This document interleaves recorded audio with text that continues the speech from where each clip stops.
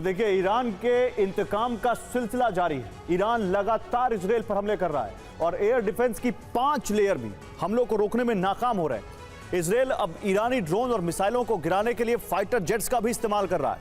Iran ने एक बार फिर राजधानी तेल अवीव, हाइफा पोर्ट और यरूशलेम पर हमला किया है।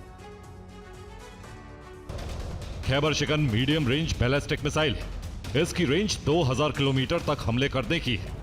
यह मिसाइल 500 किलोग्राम के वॉरहेड से हमला करती है। ईरान के लिए इजराइल पर हमला करना बेहद मुश्किल है, क्योंकि ईरान से दागी गई मिसाइल पहले इराक के ऊपर से गुजरती है, जहां अमेरिकी बेस पर एयर डिफेंस मौजूद है। इसके बाद जॉर्डन और सीरिया की सीमा आती है। जॉर्डन में भी एयर डिफेंस तैनात है, जबकि इजरायली तट पर मौजूद एयरक्राफ्ट कैरियर भी ईरानी मिसाइलों को गिरा रहा है।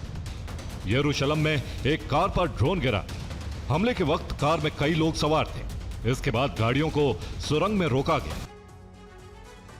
और ईरान से बड़ी खबर आ रही है। ईरान ने घातक मिसाइलें दागी हैं। गद्र, इमाद और खैबर शिकन लॉन्च किया गया है।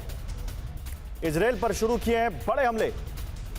मिसाइल हमलों की 28वीं लहर, ऑपरेशन ट्रू प्रॉमिस 4 की 28वीं लहर। अमेरिकी राष्ट्रपति ट्रंप की ईरान को चेतावनी।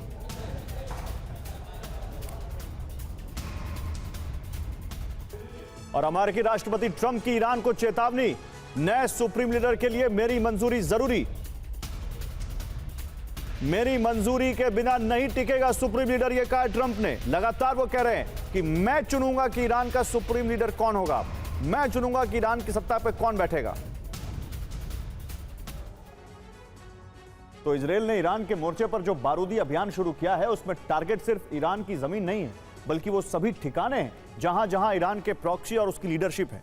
और यही वजह है कि अब लेबनान भी बारूद से दहल रहा है।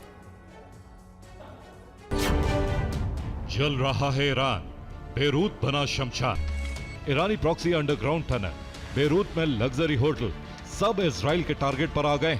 ये वीडियो वैसे ही विध्वंसक हमले का है, जिसमें बारूद के पौश इलाके रोशेह में मौजूद रमादा प्लाजा होटल इजराइल का टारगेट बना है। और टारगेट एक्यूरेसी देखिए कि होटल के एक कमरे को ही निशाना बनाया जाता है।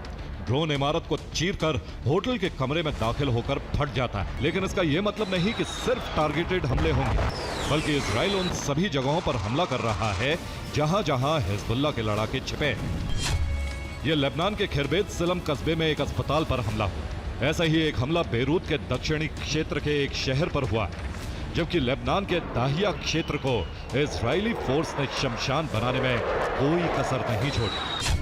खबर यह है कि इजराइल अब ईरान के दूतावास को भी टारगेट कर सकता है। इसलिए ईरान के ज्यादातर दूत देश छोड़कर रूस भागने पर मजबूर हो गए। और तेहरान के तेल डिपो पर हमले का एक और वीडियो सामने आया है। हमले के बाद तेल डिपो में भीषण आग लग गई।